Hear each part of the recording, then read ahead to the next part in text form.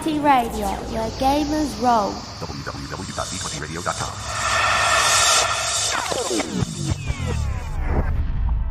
An audio drama by the Intergalactic Improv Initiative. Strategic Displacement, or Lead You Home. Written by Kaya Renwick and featuring the voices of Dan Spitaliere, Leah Ryan, and J.D. Kelly. Home is where you choose to go together. But sometimes, the universe has other ideas.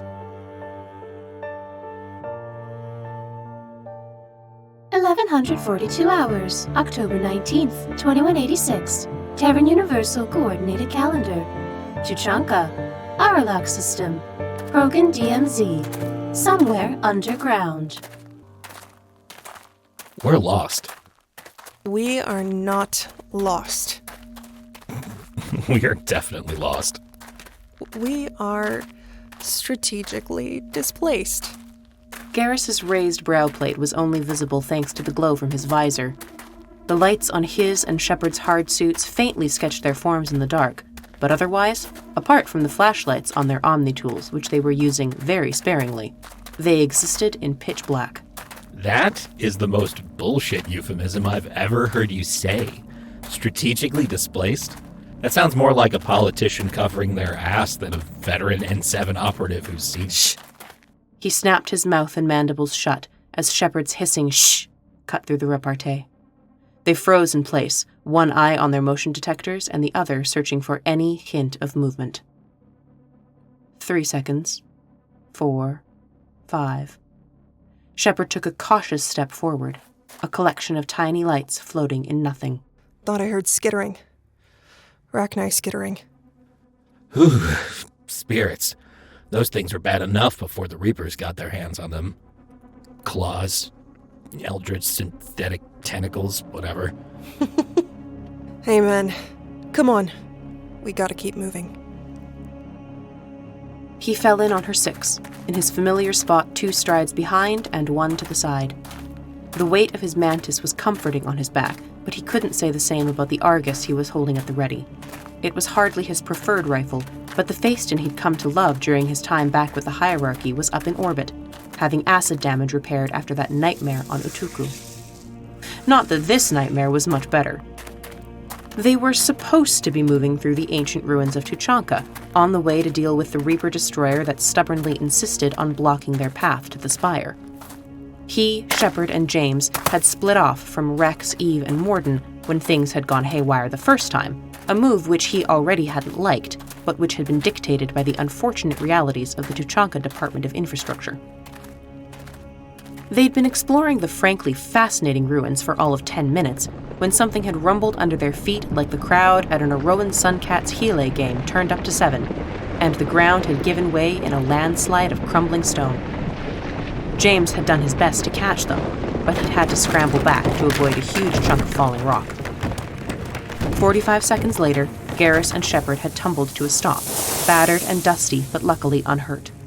They hadn't even lost their weapons in the fall. Thank the spirits for maglocks. They had ended up in some spirits-forsaken level of the Krogan catacombs, with the next best thing to no light and absolutely no map to speak of. They were also underneath enough solid rock that their comms were having trouble getting signals to the surface. There was no way to go but up. That much was simple. Unfortunately, they had already heard 3 Reaper ground troop patrols over their heads, and there'd been 2 more smaller rock slides since they started up the way they'd come. After the second, which had required Shepard's cybernetically enhanced strength to shove them both out of the way and into an alcove, Shepard had declared they would no longer try to climb the pile of scree they'd brought down with them. They would make their way through the ancient tunnels of the buried city instead. And now, of course, they were hopelessly lost. Garrus squared his shoulders and followed his CO and girlfriend further into the darkness. No need to worry. We get into and out of hopeless situations all the time. This is just another Tuesday. Shepard ran her tongue over her teeth again. grounding herself with a taste of the grit that somehow managed to sneak past her kinetic barrier filter every time she visited Tuchanka. It tasted the way Vakarian smelled, i.e. not pleasant, and it was a great way to distract herself from how thoroughly fucked they were. They'd fallen well below ground level. She hadn't bothered downloading maps with anything resembling a y-axis because there'd been no plan to go into the catacombs. No, scratch that. She hadn't known there were catacombs. At least she'd had maps while poking around the Prothean ruins of Pharos. She'd gotten herself and Garrus stuck in some godforsaken ancient Krogan tomb. They were far enough down that she'd be willing to bet the rooms here had been part of the pre-nuclear civilization. She kept expecting to turn a corner and find the Krogan equivalent of a fax machine.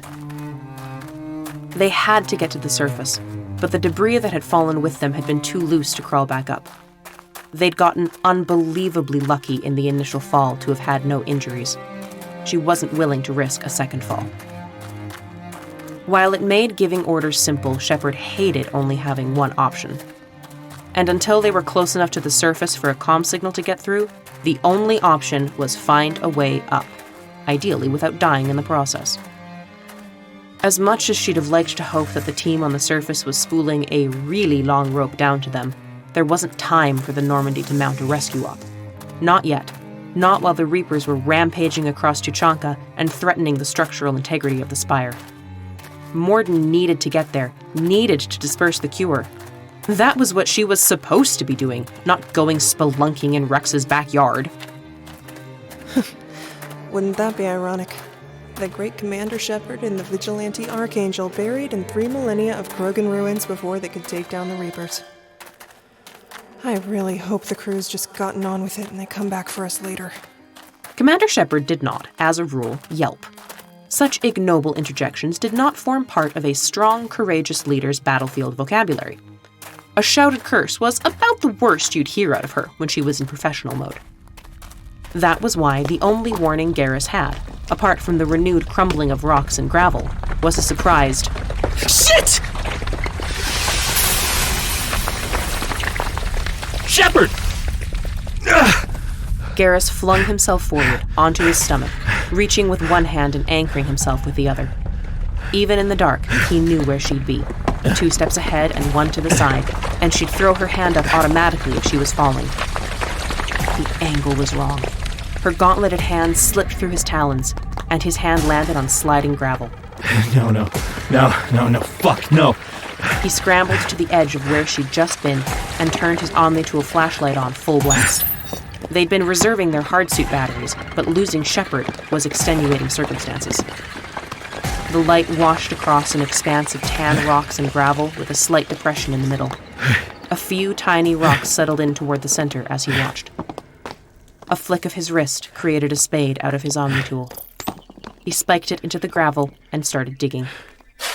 Shepard's helmet would be far enough down that he'd find her arms before her head, and either way, the blade wouldn't immediately pierce her hardsuit.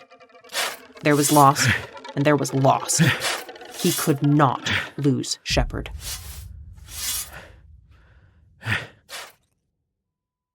Everything was very, very dark, and very, very still. Shepard's vision filled with sparks and curves of color as her brain fought to process the void. She'd thought it had been dark before. This was a whole other can of worms. The hallucinations her brain was throwing up looked altogether too much like blurred stars and a ship on fire for her heart rate to even consider calming down. But calm down she must, because even if she wasn't over Alcara, she would still run out of oxygen if she wasn't careful. She counted breaths. In, hold, out, coast. 4s all around. Count, count, count.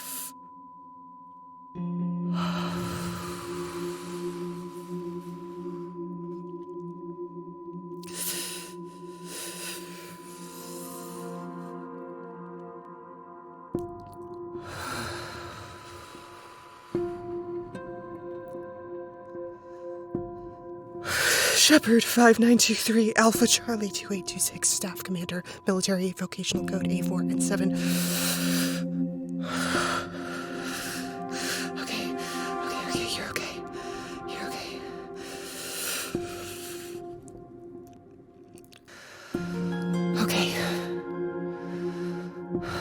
You're okay. She closed her eyes, then opened them again, just so she could be sure they were open. Her HUD flickered on. Low power.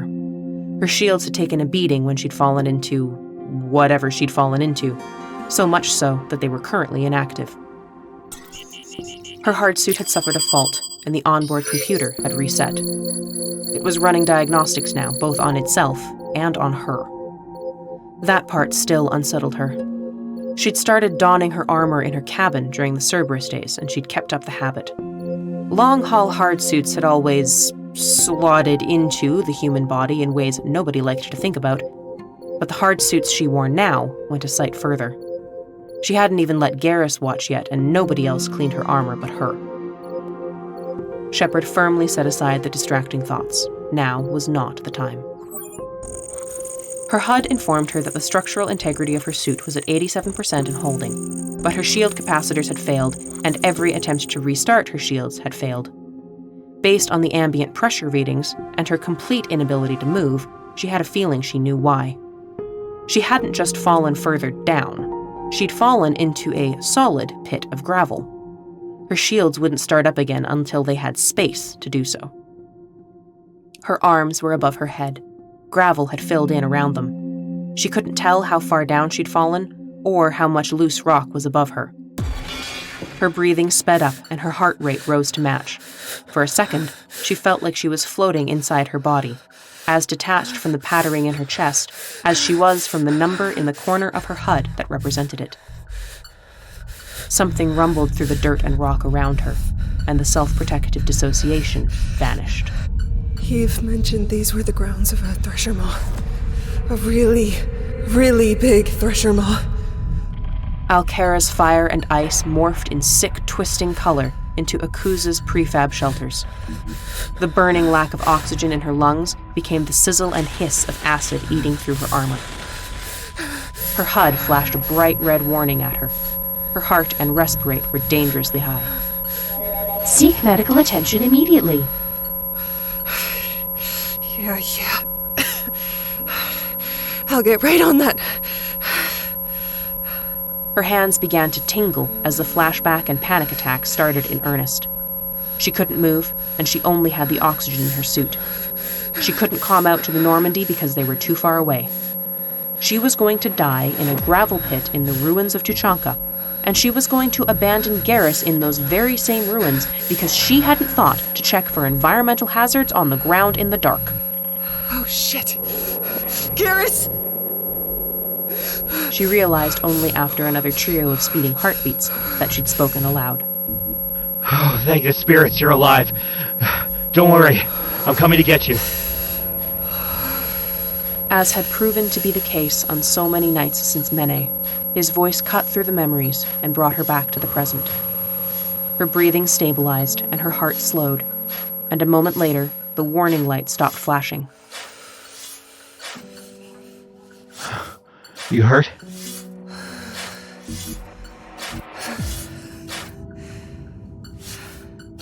No.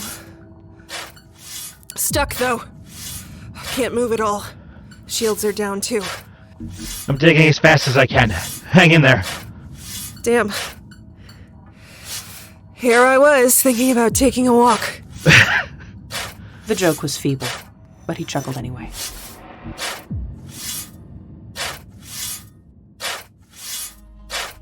Omni-blades were definitely made for slicing, dicing, and stabbing, not for digging. Still, where there was a will, there was a way, and between his Omni-tool and the butt of his rifle, Garrus made a dent in the Scrabble burying Shepard in good time. When he finally unearthed her right hand, the sight of it sticking up from the loose rock made his stomach turn. He'd seen too many disembodied hands poking out of piles of scrap or mounds of dirt in the last 4 months to not instinctively think the worst, and it wasn't made better by the fact that her hand twitched soon after he'd freed it. His brain supplied an image of her hand crawling across the gravel to attack him, and he had to close his eyes and swallow hard. Upon opening his eyes again, she was waving. Gonna pull me out, big guy? He carefully braced himself on the edge of the pit and reached to grab her hand. I wish manufactured rope wasn't shit. I'm strong, but you're solid. A lady's weight is hardly polite conversation. Didn't your mother teach you that? Not really. That was my aunt's domain.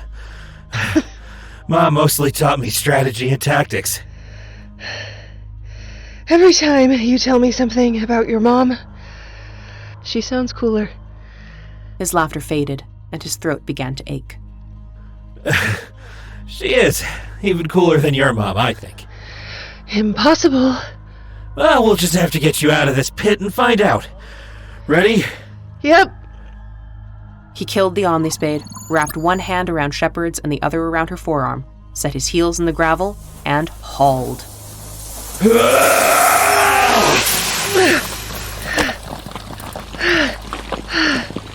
Garrus collapsed on the side of the pit, and Shepard sprawled on top of him.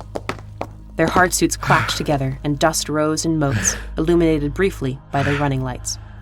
Spirits, I swear you weigh as much as a shuttle. Romantic, Vakarian. You don't seem inclined to move, much less complain. I wonder why. It had taken the better part of 15 minutes to work Shepard out of the pit. Luckily, the loose spot she'd fallen into kept refilling with the gravel she dislodged, so she didn't sink back down every time he had to adjust his grip.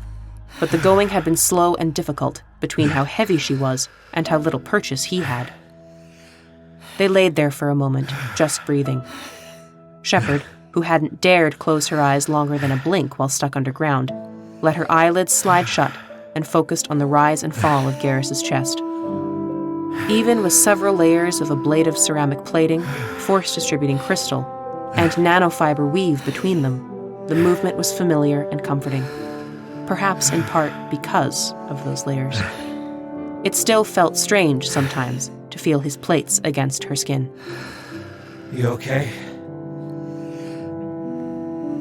I'm fine. My shield capacitor might be busted. It still hasn't rebooted after shorting out while I was being buried alive. It's Tuchanka. I'm sure we can find a spare capacitor on the side of the road. But I'm more concerned about you. I said I'm okay. Okay?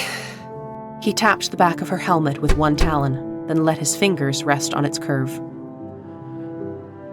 You know what I mean. And by avoiding the question, you're answering it. Am I prying, or am I leaving this one alone until later? Shepard focused on her heartbeat until she could give him a genuine response.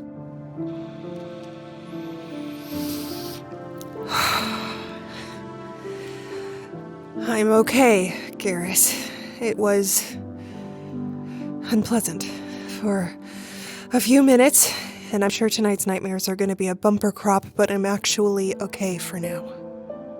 His grip on the back of her helmet tightened slightly, pressing her head into the scoop of his collar. I won't pretend it was fun imagining you being buried alive. I really prefer you above ground. You and me both. Thanks for the save. Always. We should keep going. Any ideas? Did you happen to sprout wings while I was down there? Sorry. Too busy fighting a losing battle against a bunch of rocks. Hey. No. You won. Only because I'm too stubborn to know when I've lost. Shepard clambered off and helped him to his feet.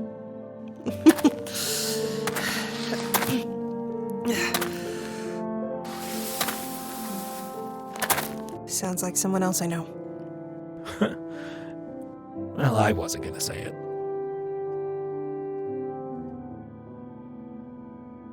1352 hours, October 19th, 2186. Terran Universal Coordinated Calendar. Ever so slightly less underground.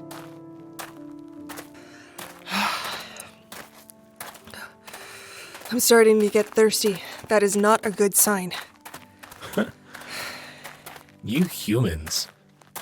So squishy. Oh, laugh it up, Garrus. You won't like me when I'm delirious. I thought your suit recycled water.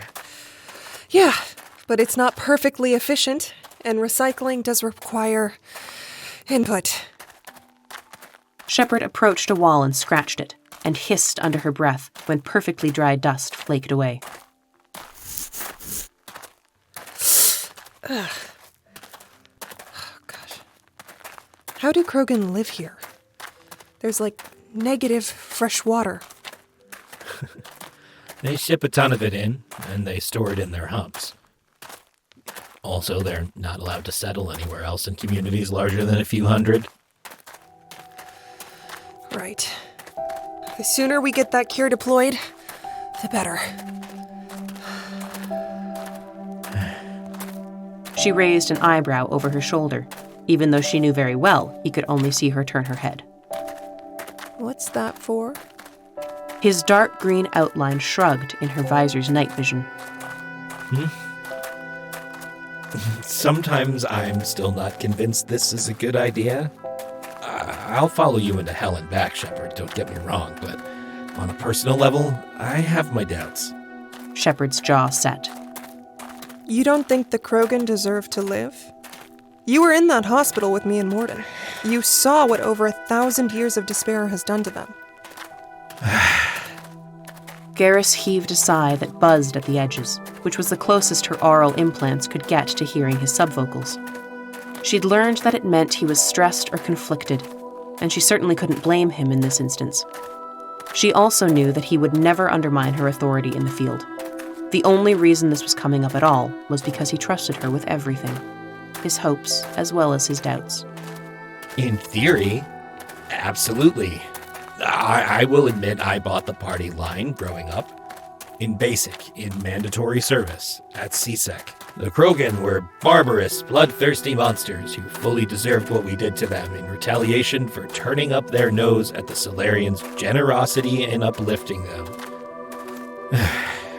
But that first day, when you told me off for endangering Dr. Michelle's life and then warned me not to let the ends justify the means, well, it wasn't long before I started questioning the way I thought about other things too, including the genophage.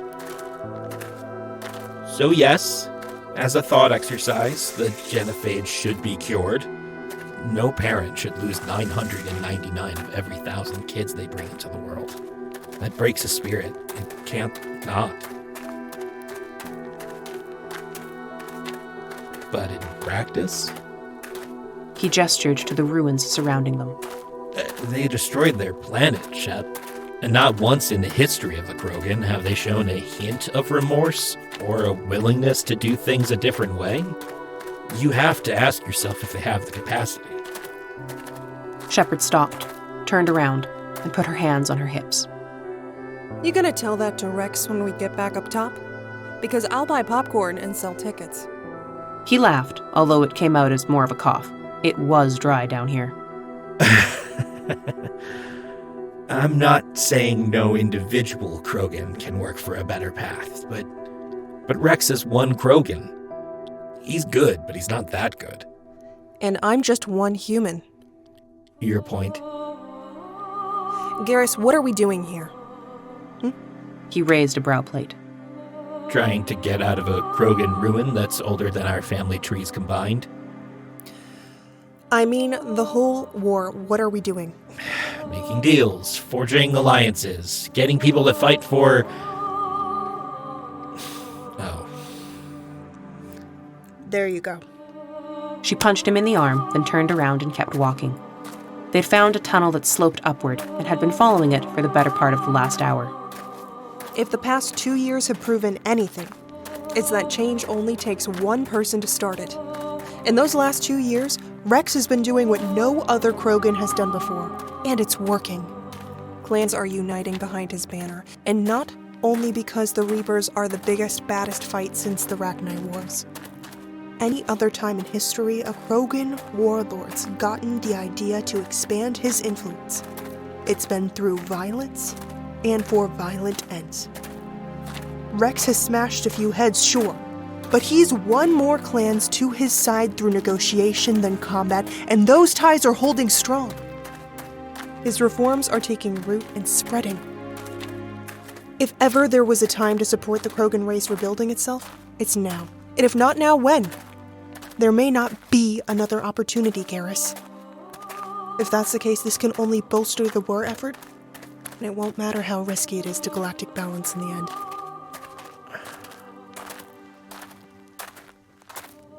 That's a lot darker than anything you've said in the war room. Shepard didn't reply.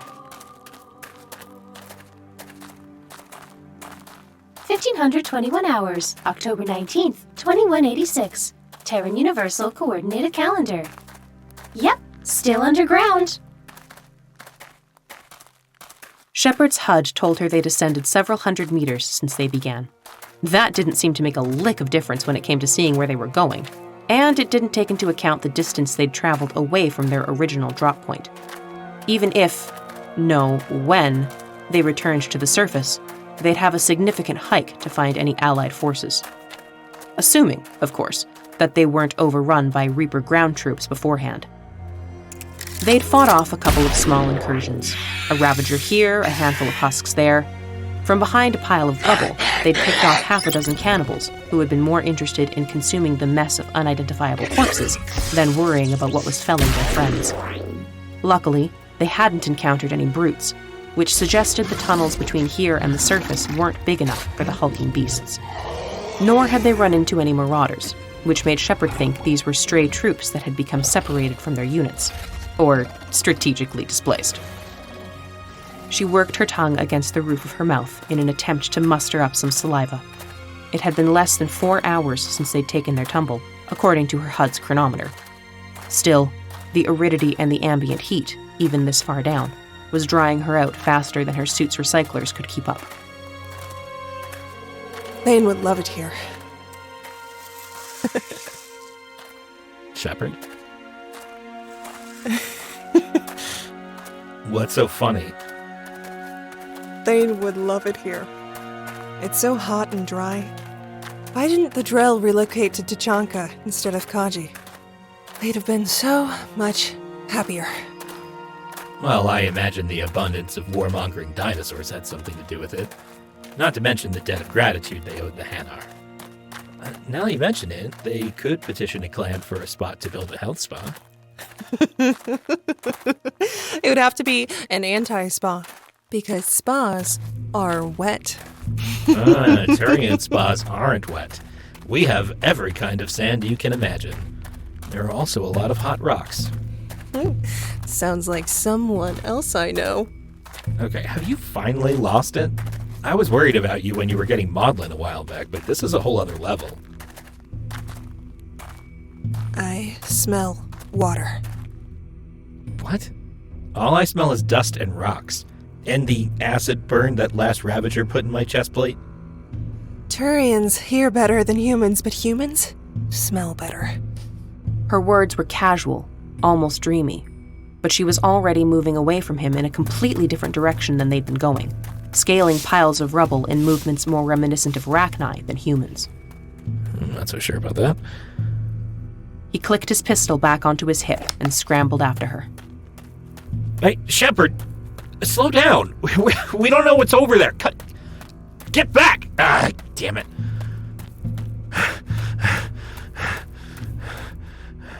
She moved quickly enough that he lost visual contact with her several times, and more than once he called out to urge her to slow down, lest they become even more lost. Spirits. She was single-minded, though, and while he normally loved that about her, at the moment it made him question her grip on reality. No way could she smell water. And even if she could, where would that get them? The answer came in a small landslide of rocks as he crested a hill and pushed a hailstorm of gravel and chips of concrete down in front of him. He'd been following her dot on his motion detector as he pushed himself to keep up with her, and hadn't been paying any attention to his surroundings.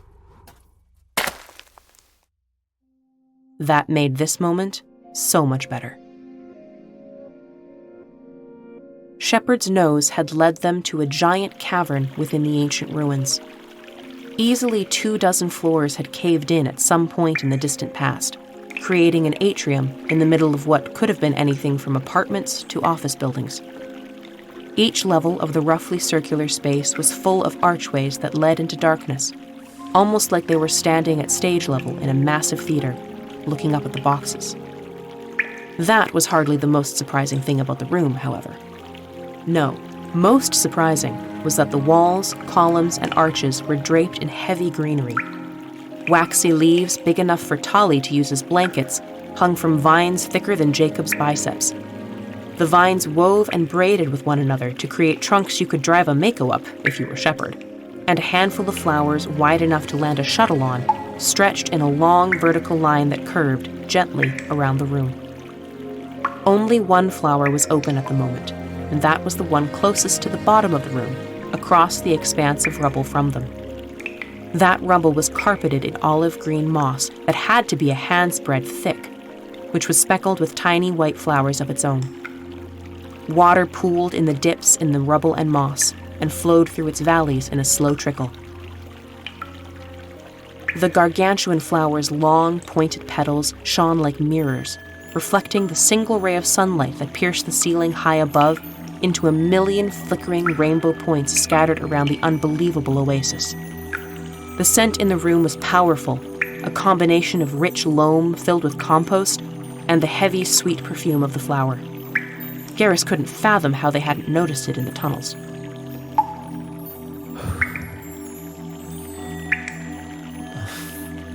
The flowers open as the sun moves. At his voice, a dozen birds no bigger than his hand, but which still looked more like eldritch spirits than birds, took flight from their hiding places in the tangled vines and sought shelter closer to the ceiling. When he took a step forward, following Shepard further in, 1,000 insects skittered away from his unwelcome intrusion and disappeared into the thick moss. Shepard dropped to her knees beside the biggest pool of water and stuck her armored hand in it. She waited 30 seconds, then shook off the excess water and removed her helmet. It's safe to drink. Garrus's brow plates shot up, and his mandibles clenched tight to his jaw. She undoubtedly had sensors in her hands for exactly the sort of survival occasion, but he wasn't sure he'd be able to stomach drinking groundwater from Tuchanka, of all places, even if it had been filtered through more greenery than he'd ever seen in one place on the planet. Shepard surfaced a moment later, face glistening and bangs plastered to her forehead. That's better. I feel so much more human now. She sat back on the moss and stared at the spot where the sun peeked in, easily another 100 meters up. Think we could climb those vines? Garrus's shoulders sank in relief. The vaguely giddy tone was gone. She was back to her normal self. She'd been right. He didn't like her when she was delirious. I don't know. They look sturdy enough, but they might not hold our weight. Also, do we want to risk damaging what might be the only damn plant life on the planet? See if you can raise someone on the comms while I test the flora for durability. 1603 hours, October 19th, 2186. Terran Universal Coordinated Calendar. On top of the ground. Okay.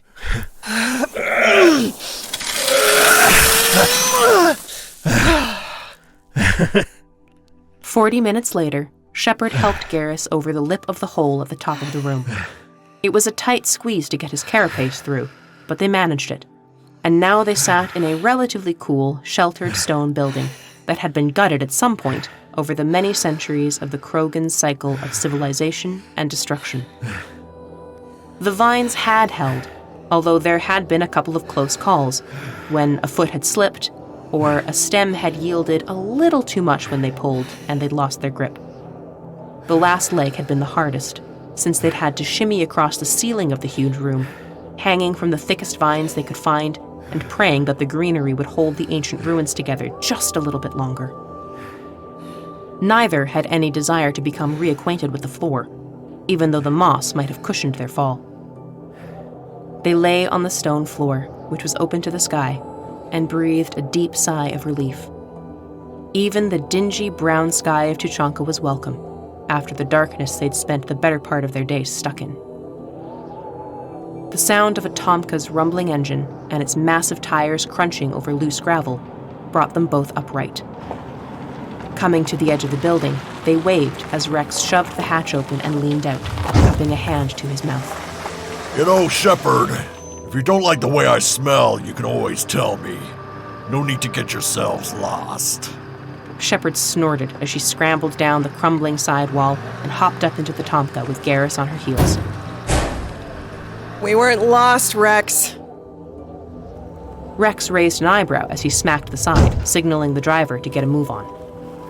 Oh? You got a better word for ending up 4 clicks away from the drop zone? I believe Shepard called it strategically displaced.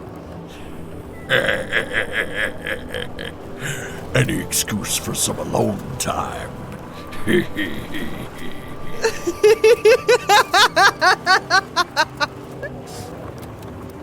Shepard's laugh was enough to set Garrus's mind at ease. The disquiet that had been growing ever since she'd shown up on Mene, and which had spiked while they'd been underground, was fading. Finding that oasis, that hidden gem of life persevering through and adapting to the harshest conditions, had buoyed her spirits. He had no doubt their impending mission would bring her pause once again, and far too soon for his liking. But for the moment, Shepard was smiling. He'd bring every Reaper in the galaxy down with his bare hands if it meant she'd smile like that. If it meant she was no longer lost, but found. Because it would mean that he was, too. You have been listening to Strategic Displacement, or Lead You Home, a Mass Effect fanfiction written by Kaya Renwick for the 2025 Vakarian Minibang, featuring the voices of J.D. Kelly as Urdnot Wrex, Leah Ryan as Commander Shepard, Dan Spitaliere as Garrus Vakarian, and Kaya Renwick as everyone and everything else. Sound design by Dan Spitaliere, and original music by Shay Greve. Music and sound effects are used under Creative Commons or royalty-free licenses. For the extended credits, please see the show notes. For the full text, and for accompanying art by Maria Damianou, please see the link in the show notes to the archive of our own. For more information about the Intergalactic Improv Initiative, please visit ishouldroll.com. Thank you for listening. Have a pleasant day.